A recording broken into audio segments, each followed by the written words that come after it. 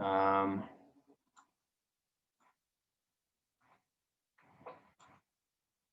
all right. So thank you everyone for coming to IEEE's Transistor Workshop. I would say I'm excited to present the transistors out of all the other workshops because it kind of all leads up to this more than anything. So I'm excited. Let's get into it. So why are transistors important? Why are we focused on this? Why are we kind of paying attention to this inside this workshop in total? Ooh, let me get out of here, this screen.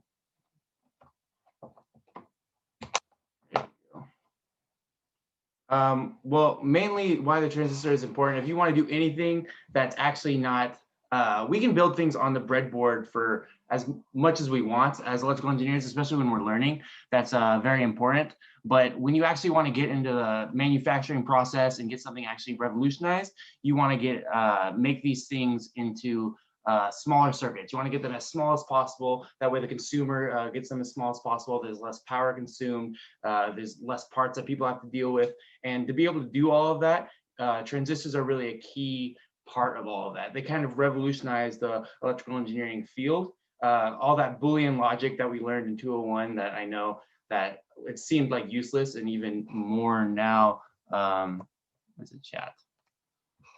Even more now, it seems like as you keep going, like even the 310 or 301, it doesn't seem like you're doing anything that's important, but it all leads up to something, and the transistors are kind of the building point of that. Like, what are in those chips that allow you to do the Boolean logic? How does that apply for when you're actually building something later on?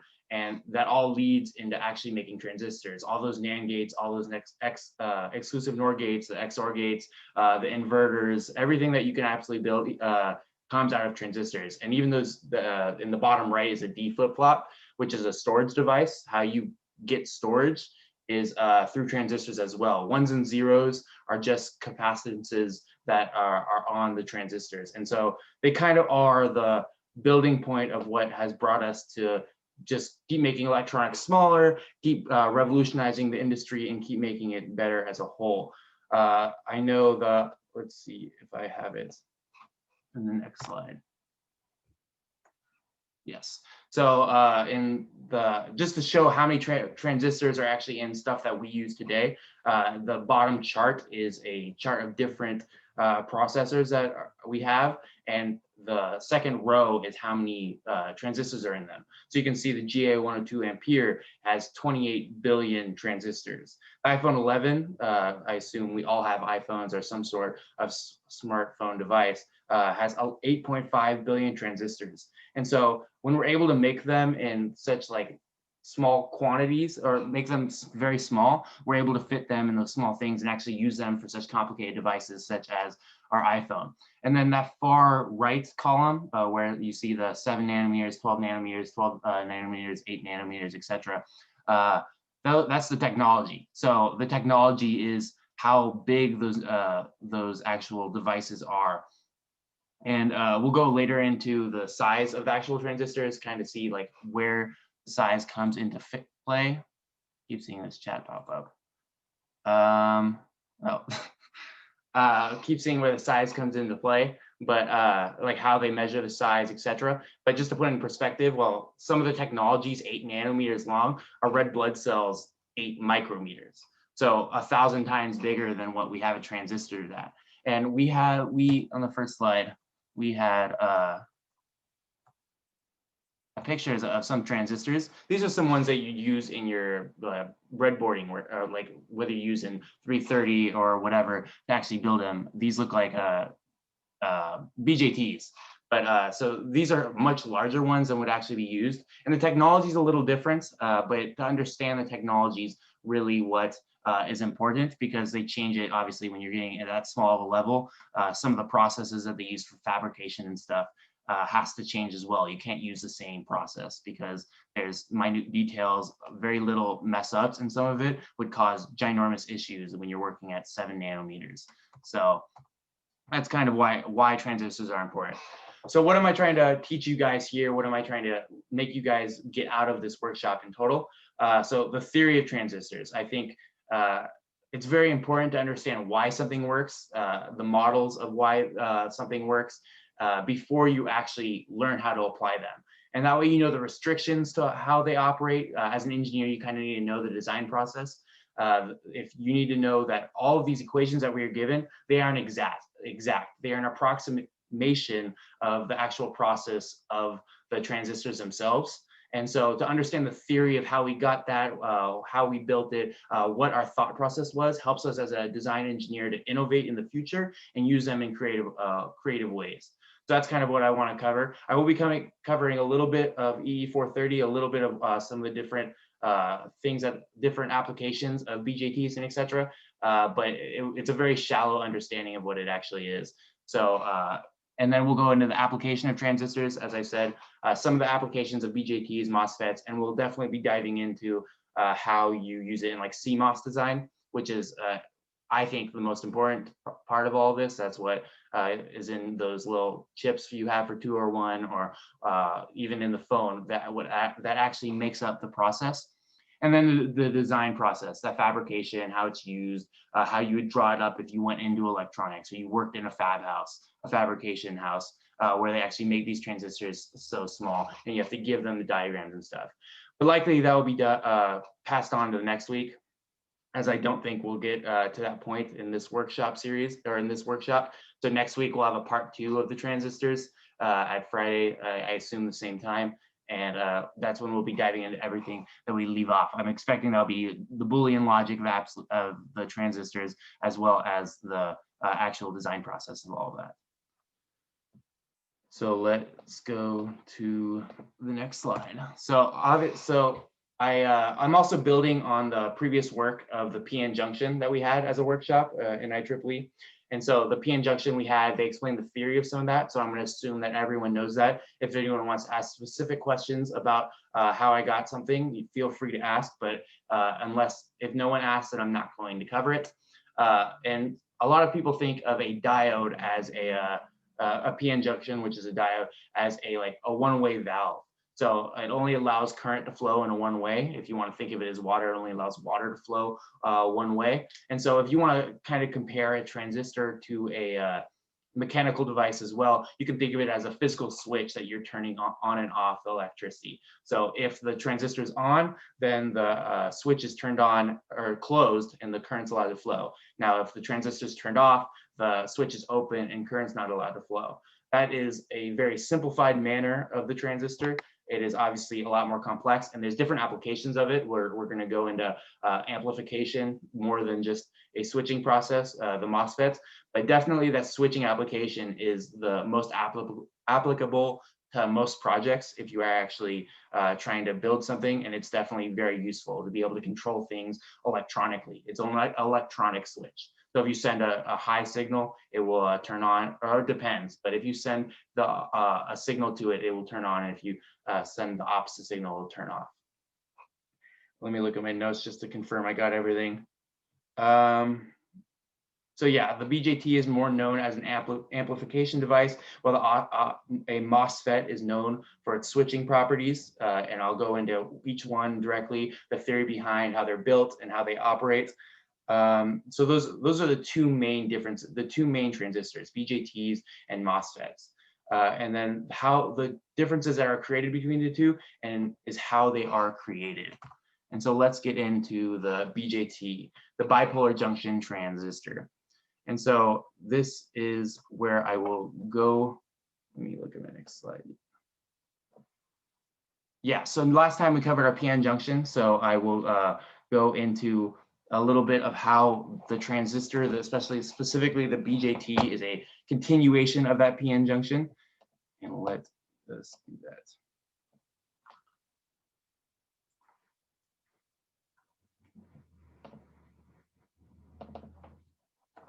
All right, perfect. So the BJT, this is our old PN junction that we covered last time in our diode workshop. So we obviously learned that if you put the doping between the two, if you dope it with more holes or if you dope it with more electrons, then you get a difference of P and an N. So a P is a hole doped, so there's extra holes in here, and the N is electron doped, so it's more negatively charged, and the P side is more positively charged. And so for this workshop, what we're basically adding for the transistors, we're adding another P. So basically we have two PN junctions back to back. We're actually going to do an NPN, but that is how we are going to do it. So I'm going to draw it really large. So I'm not going to go through also the fabrication process of how they get the doping in there. If you guys are interested, feel free to ask. I can bring it up, look it up specifically, because I forget the process it has to do with carefully placing aluminum and on the silicon or on the silicon wafer and slowly doping it. So I'd have to look it up to get the specific details. But if you're interested in it, I'm more than happy to do that. So this will be our N region, and I'll explain why that's a plus in a minute. So between each PN junction, when there's no forward biased or reverse biased before as covered, we have those two depletion regions here. And so I'm drawing those in, and in those depletion regions, because it's negatively charged, there's positive over here, and there's negatives on the sides of the N side. And so what happens when we end up ionizing these two, so they stay charged like this, the depletion region, no matter what. No matter what we do, even if we forward biased it or anything, these electrons, or these charges, I should say, there's not actually electrons there, are ionized, meaning that they are forever going to stay that way. There's no more recombination that's happening, as an electron can recombine with a hole. That no longer occurs in this state. And so when I am doing this, what happens in this depletion region is there is a electric field that is established inside the depletion region. And this becomes an important factor of how the BJT operates more than anything. The MOSFET more has to do with a channel, while the BJT relies on this depletion region to kind of fast forward the electrons throughout it. So I just want to state that as this is the electric field that flows through here is going from positive to negative. And so if you were to put an electron, while these are ionized, so these negative ions won't move, but if you were to put an electron in here, right there, if you put it inside this depletion region, it is going to fast forward to that side. And so that becomes a special property. If we can get an electron here, then it's going to fast forward to that side. And so when you get to this PNP junction, you are going to have it, for our application purposes of this theory, we're going to have one side forward biased and one side reversed biased. And that's how you would use it if you were going to have it for amplification purposes. Oh, quick question. Why it was you said the positive with the N and the negatives with the P, because you said So like the sides, again, this would be covered in the PN junction side. But what ends up happening is because you have holes over here, and here, let me draw it here. You have holes over here that are positively charged. A hole is just it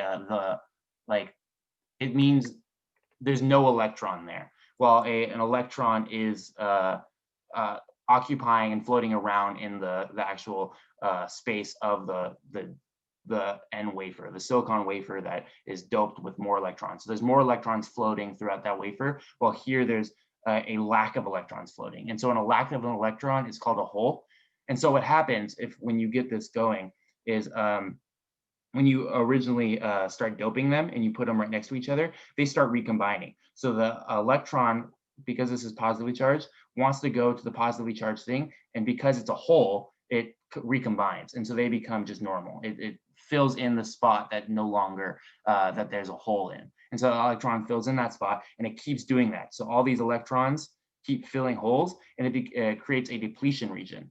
And that depletion region causes for this to be negatively charged, because these holes become electrons, and then these negatively charged combined with holes become positively charged, and so they are just become ionized. They no longer can be changed. All you can do is change this depletion region. You can change the size of the depletion region depending if it's forward biased or not. Okay, that makes total sense. Thanks. Okay, cool. And if we recall the property of a PN junction, it's the current and voltage characteristic. If it goes up, it exponentially increases. So let's say for a silicon diode, or silicon diode at 0.7 volts, it's going to exponentially increase. This would be the current, that would be the voltage. And so it creates a property where if we keep going up, if we at 0.7, ideally we have an ideal current source, but obviously that's not how it works. It just exponentially increases. But we have a point where this power becomes exponential. And so it can quickly blow our diode if not used correctly, but it becomes a point where if you see if this is forward biased, this PN junction, and then we have a lot of current flowing through here because it's just a diode. But obviously we want to get it all the way throughout here. Well, because if we are able to do that, we're able to collect all that current and becomes amplification. So that's what we're going to end up doing in this transistor. Can you show how it would be forward biased and reverse biased with the batteries? Yeah, I'm about to do that. Okay, for sure. So why that plus is there, I will get into it in a second, but it basically means that it's more doped than this N over here. And so what ends up happening is the recombination will be less. I'll cover it in a second, but it just creates a property where there's less current being stolen by the recombination. So as you see here, I'm drawing the depletion regions a little different than they were above. They're a little bigger on the right side and a little smaller on the left side. And so what I am doing here, I'm putting to this transistor to have it forward biased and reverse biased how I want it. I am putting 2 voltage sources. I assume this is what you were talking about, yeah? You know? Yeah. Thank you. Yeah. So I'm putting 2 voltage sources here. And so these 2 voltage sources are meant to create this PN junction, on the left one and the middle, the PN junction that's created between there, to have this one forward biased, and the PN junction on the right to be reverse biased. Because diode, obviously, you want the P to be positively charged and the N to be negatively charged for it to be forward biased. And we have that here. And then for the reverse biased, the N is positively charged and the P is negatively charged. So that creates a reverse bias. And so if we remember with our diode, that if we forward bias a diode, then we get this characteristic curve up here. But if we reverse bias a diode, it's negative. It's practically, there's only leakage current that's going through that diode. It eventually Zehners, but we're not, we don't care about that part. We just care that at this point it is basically 0. And that's because at the PN junction, the depletion region, if it's negatively charged, if it's negatively applied voltage across, so a positive across the N and a negative to the P, then the depletion region increases and it becomes larger like it does here. And so what ends up happening is it becomes harder for the electrons to flow through there because there's now a larger gap for those electrons to flow. And this larger gap is obviously reversed. If it's forward biased, the gap becomes smaller, and so the current is easier to flow, and so more current is going to end up flowing. And so because we have this forward biased, we now have more current flowing through here because this is a PN junction. And so we have an arrow of current that is flowing through.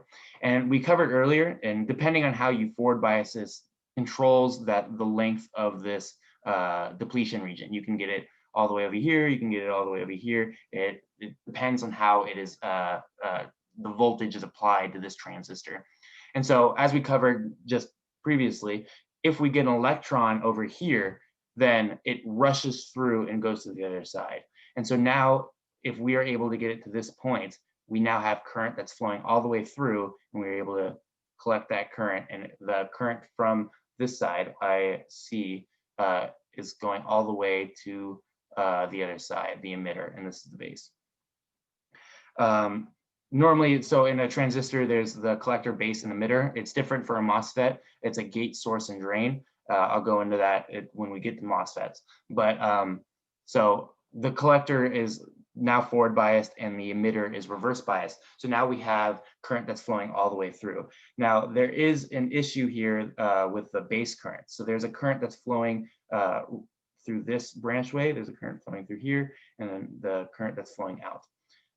And so if you were to connect this to an actual circuit, you would be connecting to one of these branches because you want this amplified current. This amplified current that's caused by this PN junction is what we'd want for this amplification purposes. This would not be a switch application. And so once this base current has a few properties. So one, because electrons are now flowing from the N side, this N side going to the whole side, the base, this is reconnecting, recombining with some of the holes. And so the holes, there's a recombination current that's taking away from this IC.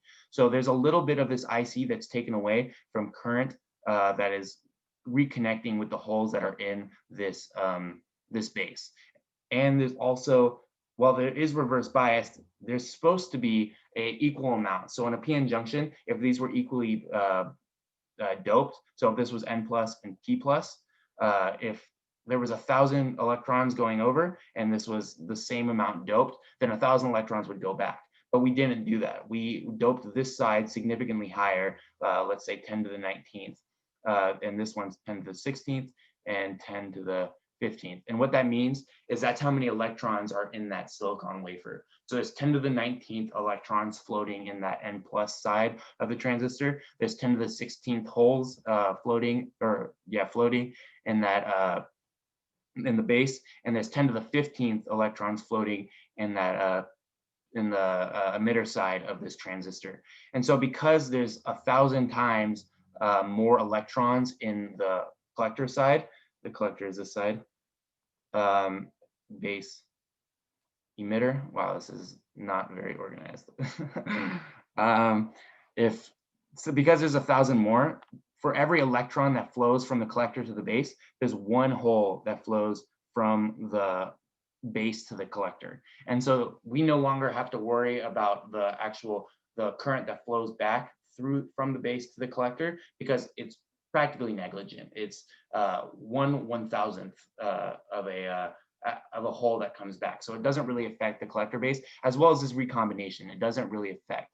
So what we're getting from this amplification from the collector to the base is going all the way through to the emitter, and that's kind of what we want. We're going to use that for amplification purposes for whatever you might use for your transistor. It could be you could use it to amplify human voice or project it to an actual speaker, or televisions use it. Whatever you use an op amp for, BJTs are used specifically in op amps to be able to amplify, to be able to, for a whole bunch of different properties, for differences, for etc. And so that's a huge property. And really what differentiates it from MOSFETs is the BJT is known for amplification. It is, while it can be used for switching properties, it is not its general purpose, and it's not what it's special for. The MOSFET can also be used for switching purposes or for amplification, but it is not as good as the BJT is. Now, there are some downsides for it to being such a high current. As you'll see in the slides, the current ends up going like this. And so depending on the current that you supply to the base depends on the current that's flowing throughout the entire thing. And basically that current is just dependent on the actual voltage source.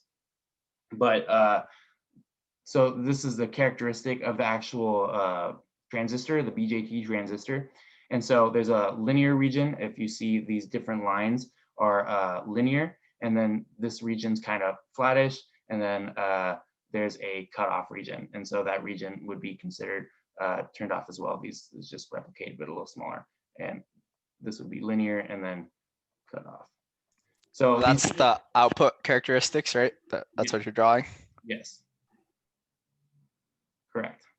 And so these have to do with different base currents. So let's say this is 100 milliamps, this is 50 milliamps, 10 milliamps, 5 milliamps. Those are just taken numbers that I just made up. But basically, those show that the different currents that you apply through the base affects the current that's going to actually flow through the collector to the emitter.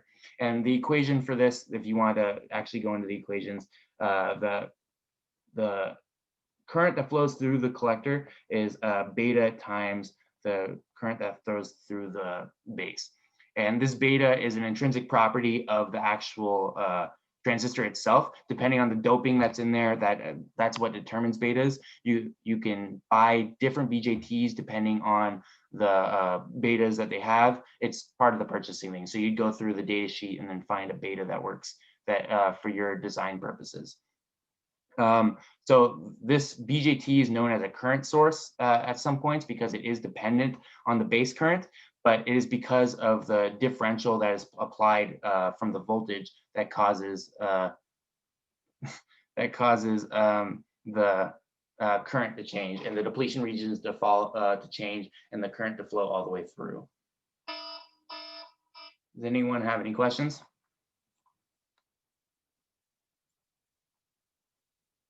All right, I'm going to take that as a no. Let's see. No questions at this time. So this should be going through similarly of what I covered. So on that top left, we have a depiction of what the BJTs look like in an actual circuit. So you can see that there's a collector, a base, and emitter. And so while I drew the kind of a more enclosed detailed version of the top right diagram, if you were to draw a transistor, a BJT, in a circuit, then you would look at it on the left. That would be the actual schematic for it, the diagram. And the bottom left is kind of the carrier concentration. So remember I said that on the left was 10 to the negative 19th, the middle was 10 to the negative 16th, and then to the right was 10 to the negative 15th. And so this shows the electrons and the holes in each of those different regions and the depletion regions that follow. So as we see on the very left, we have the N, which represents an electron, the electrons. It's more N doped. We see it's higher than any of the other lines. So it's, I put it at 10 to the negative 19th. It depends on that specific transistor. Like I said, that'd be also determinant on the beta value of that transistor, how much it actually amplifies the current. And there's only a certain amount of carriers that it can hold. So if it has a 10 to the negative 19 electrons, then it only can have 10 to the negative 2 holes. And this is dependent on the actual properties of silicon itself. And so that's what makes that balance. If the holes go down, it is directly proportional. They are very close to each other. They work with one another. With one another. And so as we see here in the base, this one's actually forward biased. As you see, the depletion region on the left is smaller than the depletion region on the right. But as we see, the carrier concentration goes much further down, and this is because of the recombining that's happening as the electrons flow over, and so both of them decrease. And then on the right, we have the carriers, the electrons, and the holes doped lower than the emitter side, but still like 10 to the negative 15. And then the bottom right, we have how it may look in the actual manufacturing process. Again, I'll be going into that probably in the next workshop of how they actually get into it. But normally there's a base, and then they carve out that base, and then they put the different types that they want in there. So for this case, an NPN, they would have an N substrate, and then get an N P little base in there, and then carve a little part of that out and put an N. And so now you have an NPN transistor there. And here's a little bit of kind of what I explained, a little more, better drawn out, a little more drawing. As you can see, kind of the same thing. Does anyone have any questions on how this operates? No. All right. And again, a little more clean depiction of how the transistor recombines the current that actually flows through there, and the N plus, P plus, a little better, nicely drawn out picture than my hand one. And then BJT circuits. So the left one is how you would see it in an actual, let me go to the chat. Yes, they are going to be posted as well. So the left one is how you would see it in an actual like equation. So like E330, the left circuit is how the problems you would have to solve. You'd have to find the current that's flowing through R1, or the value of R1 that would get you a specification current through the collector and emitter, or the output voltage that you specifically want. It can be both design or analysis of the actual circuit that's at hand. And if you were to plug it into this, an output, a load, if you were to plug something in here, you'd be connecting it to the collector. And so you can see that on the right, as I mentioned, one use of a BJT transistor is amplification and audio amplification, as the voice normally comes in at a very low at a low standard. It doesn't go as high as you need. You need, let's say, 5 volts to be able to project it through a speaker. It only comes in at microvolts. And so you need to be able to amplify that signal so that the speaker is able to actually portray it, and so you're able to hear.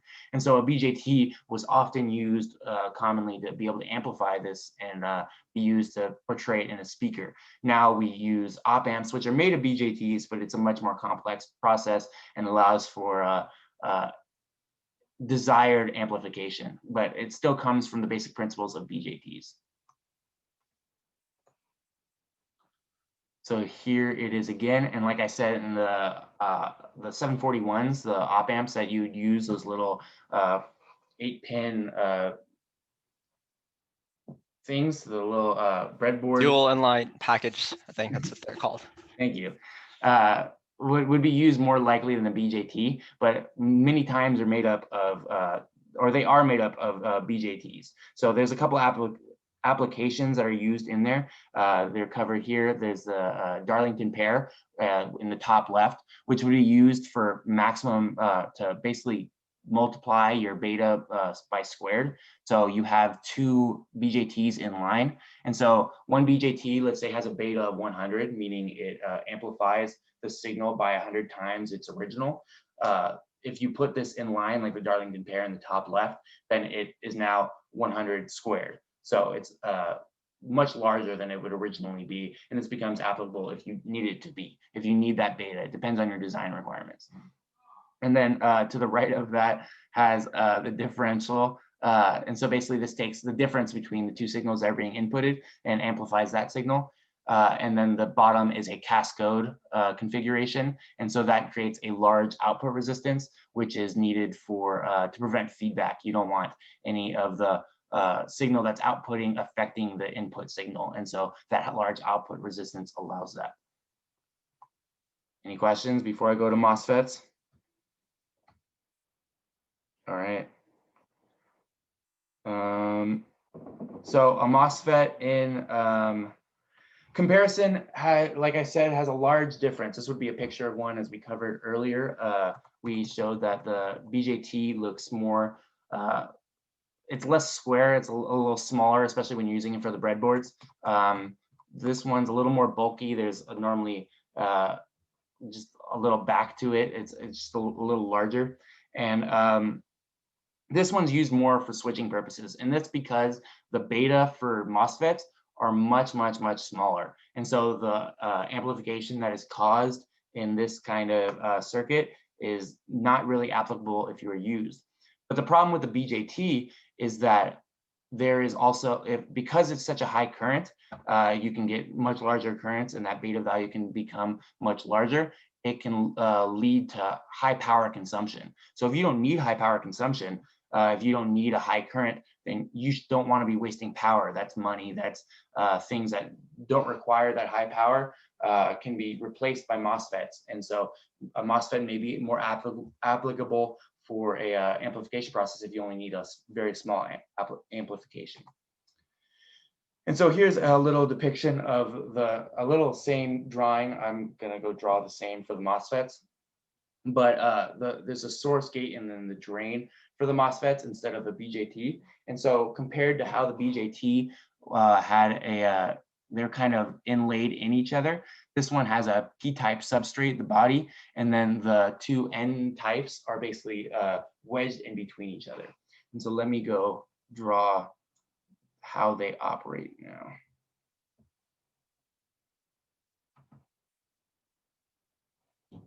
So as we saw from that diagram, how they're actually created and manufactured, the MOSFETs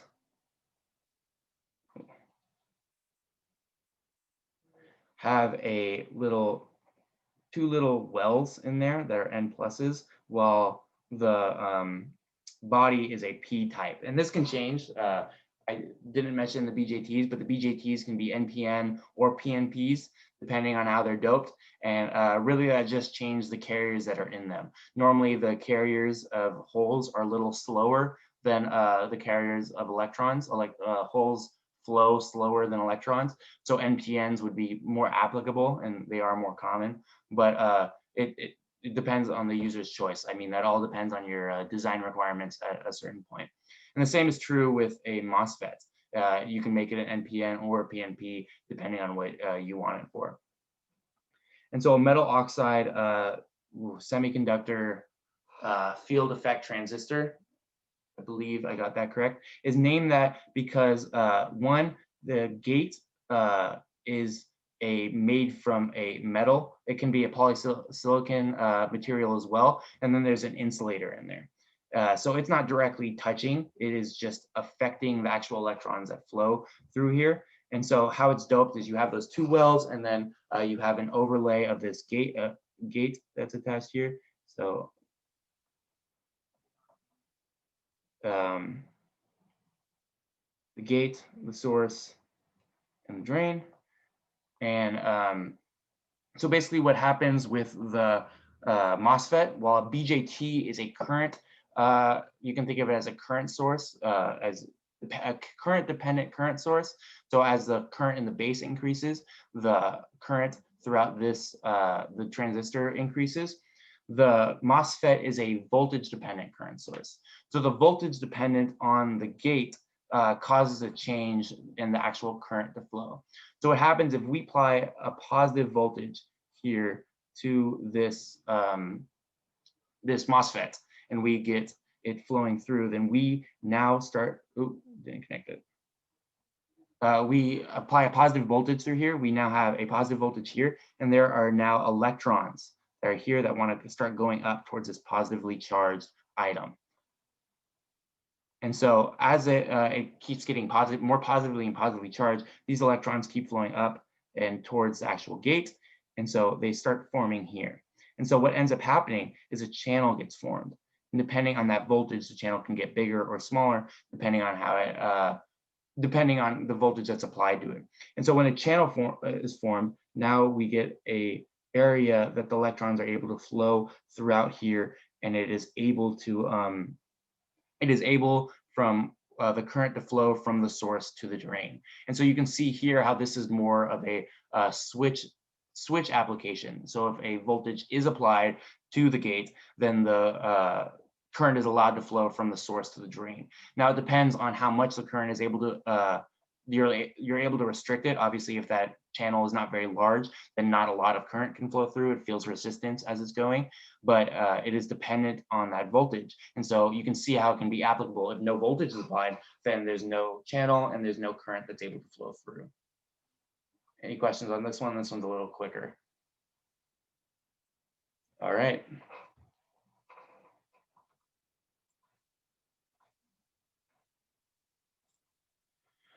So as we see through that one,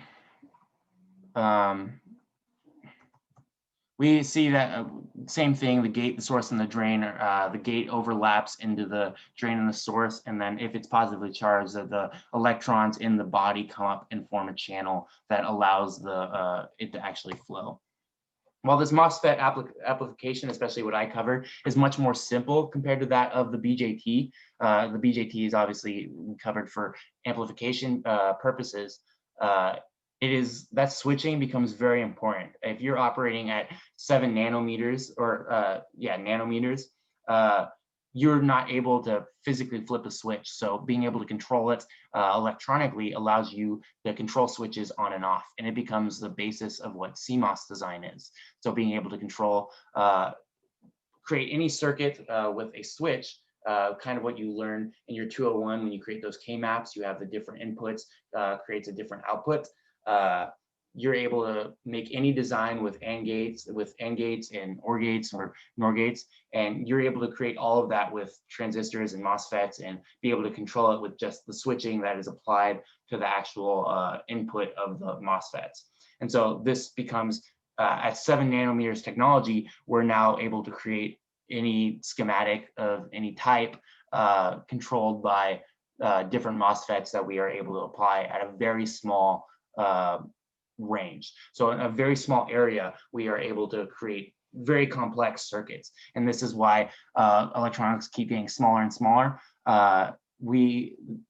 Some people think we're reaching the end of getting smaller. 7 nanometers is very, very small.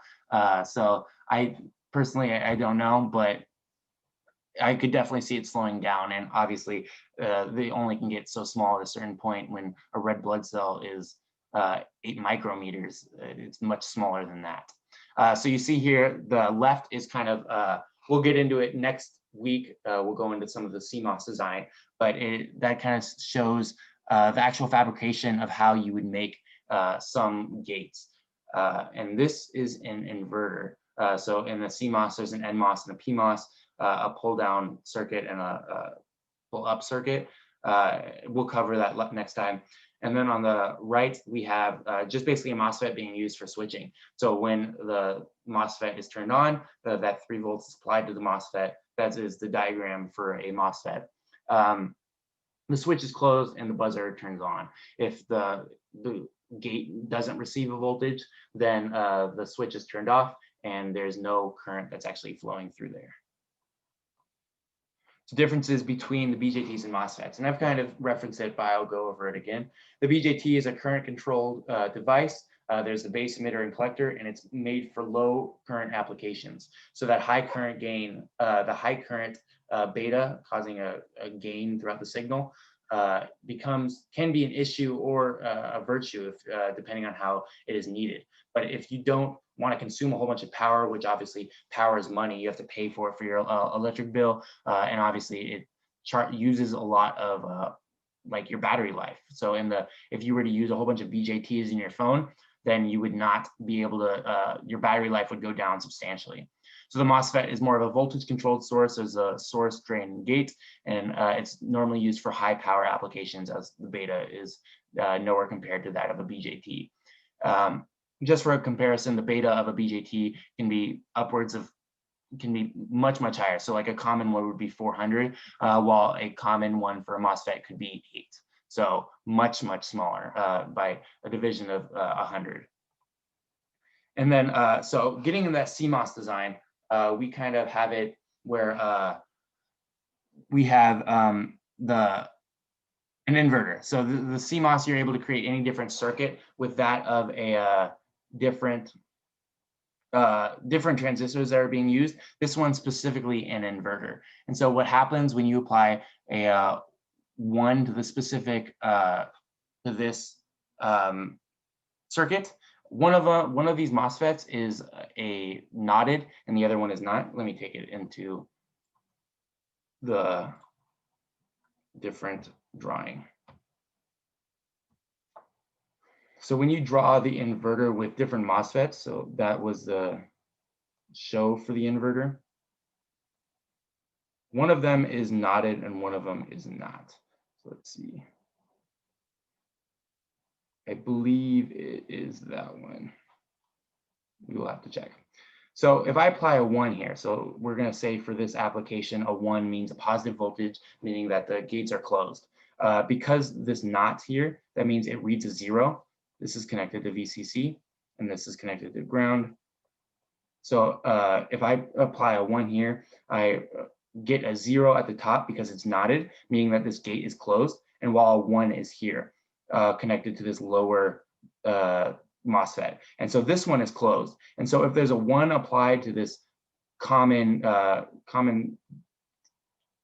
circuit right here, this common line, then this top MOSFET is off and this bottom MOSFET is on. This means that this is now connected to ground, meaning that this output is 0. So now we have a 1 to a 0. And so if we were to redo that with a 0 to a 1, and I'll go through this next time with all different NAND gates, OR gates, and we'll go through the different, there's 3s, there's 2s, and you can go through exclusive OR and exclusive NOR, etc.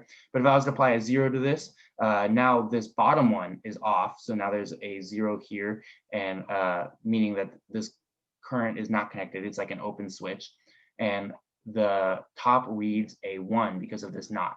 And so this reads a closed switch. And so this VCC is now connected to that output. So now there's a 1 there. And so you can see if it's now inverted, the signal that you inputted into the signal, into this circuit is now inverted. And so it is the same as a NOT gate.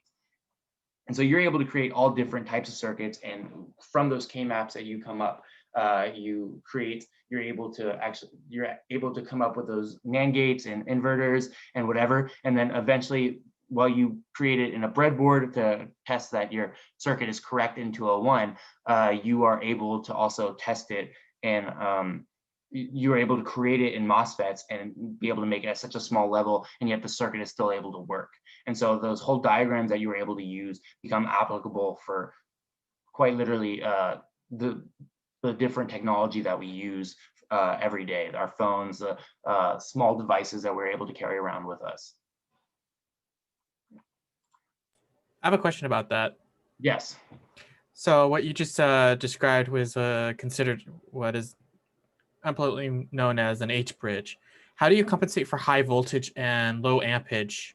I mean, like micro ampage with a at least a million or 1,000 or 100,000 difference between those two. How do you compensate with the right MOSFETs? Can you repeat the part of the amperage?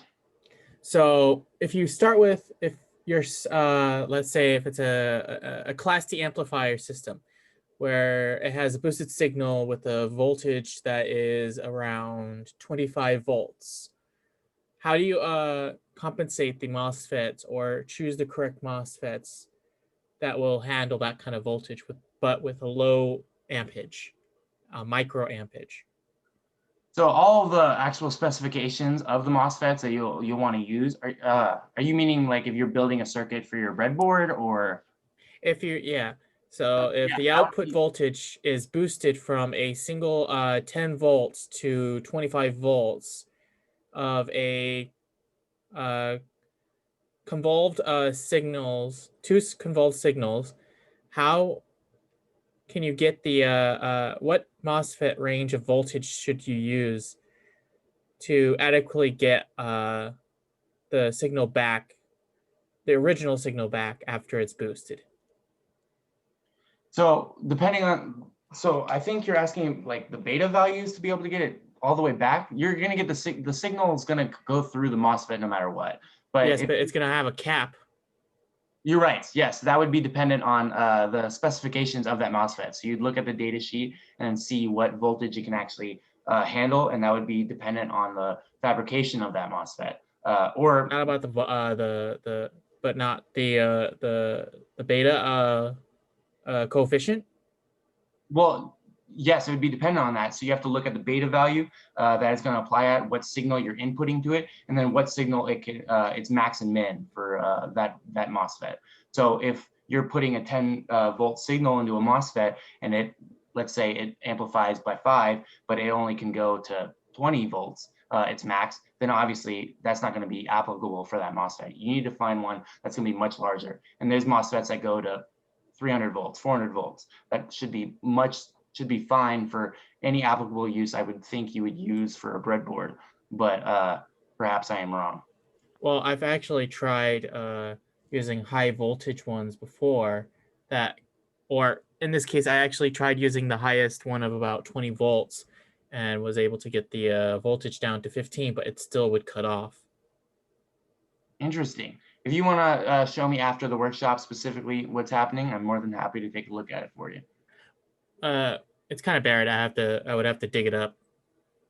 All right. Well, normally you can find it throughout the specification. There might have been an issue throughout the rest of your circuit that could have been cutting it off. One op amp or one not op amp, but one MOSFET shouldn't not unless it was a bad batch that was showing an issue, which it happens sometimes, especially if you buy cheap parts.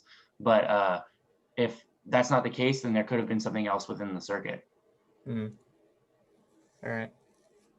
So just to go through the size of the transistor once again, on the right, you can see the MOSFET that's shown.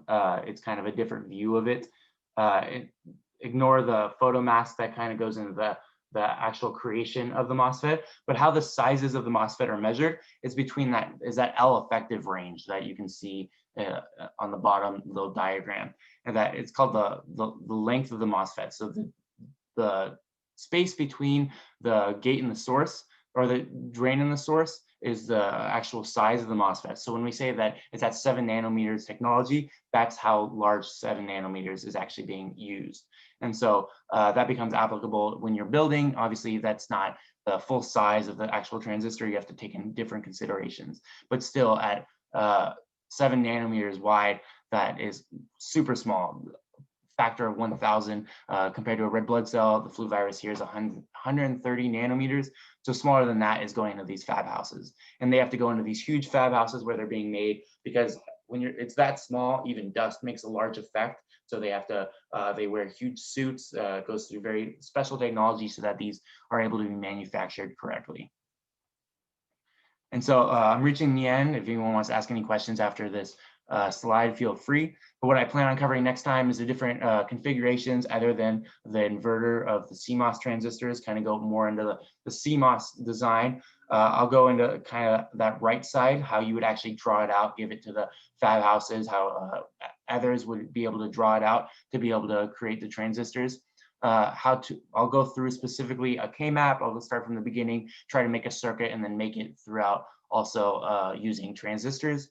The design process, how transistors are fabricated, what are the special actual processes that they go through, kind of how what was covered throughout the PN junction, how the PN junctions are doped, but the actual creation of the transistors, and then how to design the transistor, how to give it to the fab house to make a transistor.